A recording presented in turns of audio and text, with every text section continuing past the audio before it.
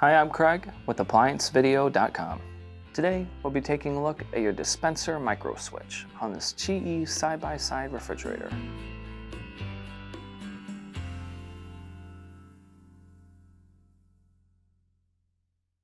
Stop. Before beginning any repair, always be sure to disconnect the power to the appliance. It is also recommended to test the outlet for the proper voltage. Remember to also turn off the water. The main reasons why you'd be replacing a dispenser micro switch is if the unit will not dispense at all or will not stop dispensing. Now, click on the link below to view this repair video.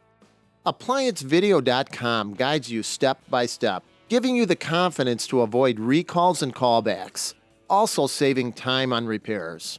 Whether you're up against an uncommon repair or the latest appliance on the market, our videos have been created with you in mind.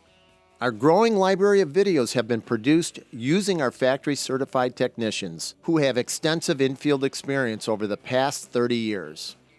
ApplianceVideo.com provides high-quality repair videos that anyone can follow, regardless of their skill level. We are here to help. Click on the link below to view this repair video and let us help you do it right the first time.